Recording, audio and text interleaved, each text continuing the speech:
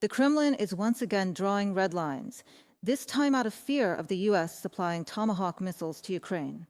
Moreover, statements from Putin, Peskov, Medvedev, and Lukashenko are coming out in sync, almost like an alarm has gone off. What's the Kremlin so afraid of? And how is the world responding to this blackmail and these threats? Let's break it down. The supply of Tomahawk cruise missiles and strengthening Ukraine's air defense are the key topics for discussion at the meeting between Volodymyr Zelensky and Donald Trump in Washington. The U.S. president confirmed this at the briefing. However, he did not specify whether his administration is ready to meet Kiev's request for missile deliveries or what quantity might be involved. According to Financial Times analysts, this could be about 50 Tomahawks. But the White House is still keeping things under wraps. Trump said that the U.S. has plenty of such missiles, but all the details need to be discussed. The President of the United States has made it clear that his irritation toward Putin is growing. He has tried many times to get him to the negotiating table. Phone calls, face-to-face meetings, persuasion, and some pretty sharp warnings. All of this hasn't worked on the Kremlin dictator. I'm very disappointed, because Vladimir and I had a very good relationship, and probably still do to this day.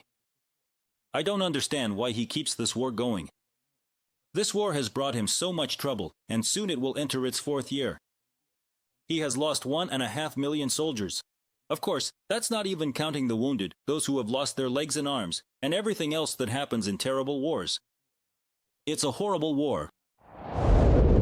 Realizing that the supply of American long-range missiles could change the course of Russia's war against Ukraine, Putin once again rushed to appease Trump and flatter him.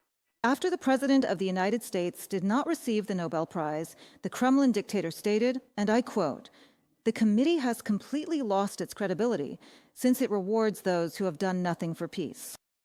But after the war in the Middle East was stopped, Russia remains the main source of global instability.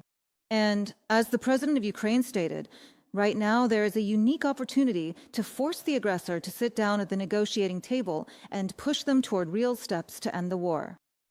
On this issue, Kiev is really counting on U.S. leadership and the personal involvement of President Trump. We have already discussed some things with President Trump. There are outlines of solutions that could help. Regarding Patriots, Tomahawks, this is very important, and some other types of weapons as well. It's important to discuss sensitive issues in person.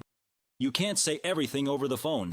We have a clear vision of how steps taken by America, Europe, and our other partners, as well as our own actions here in Ukraine, can bring the end of the war closer. American leadership is important, as is President Trump's leadership. We also plan to meet with representatives of American defense and energy companies. Of course, our key task is air defense and the resilience of our cities and communities, and, without a doubt, forcing Russia to make peace. Putin is genuinely afraid of Ukraine receiving Tomahawks. The Institute for the Study of War has calculated that if President Trump decides to take such a step, almost 2,000 military targets on Russian Federation territory would fall within the range of these missiles. Kiev would be able to undermine the actions of the Russian army at the front by targeting rear areas responsible for supplying and supporting the occupying forces.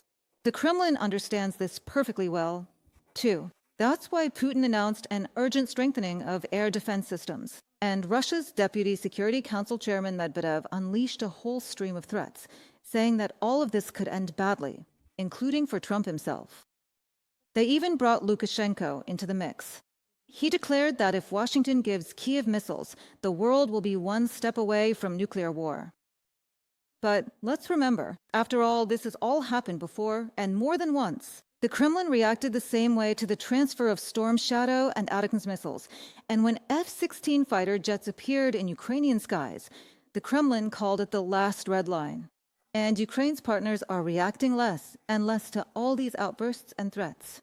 The policy of supporting Ukraine by the United States, ever since the Joe Biden administration, has been dubbed in the American press as the no-no-no-yes policy, hinting that the weapons Washington refuses to provide to Kiev will end up being delivered sooner or later anyway.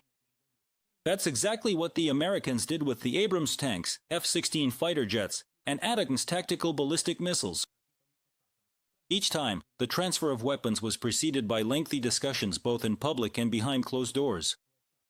The Abrams tanks, for example, reached the Ukrainian armed forces much later than the moment when Ukrainians needed them most urgently. From a BBC News report. Ukraine has every right to self-defense, so the European Union fully supports the idea of transferring American Tomahawk missiles to Kyiv, officials in Brussels stated. As European Commission President Ursula von der Leyen noted, stopping Putin, including with the help of the latest long-range weaponry, is important not only for Ukraine itself, but also for Europe. Putin's brutal invasion of Ukraine has been going on for a fourth year now, and we know that he is a predator, someone who can only be stopped by strong deterrence. That's why it's crucial that, when it comes to our own defense, we are coordinated, precise, and swift. Ukraine must remain strong so that our region can remain strong as well.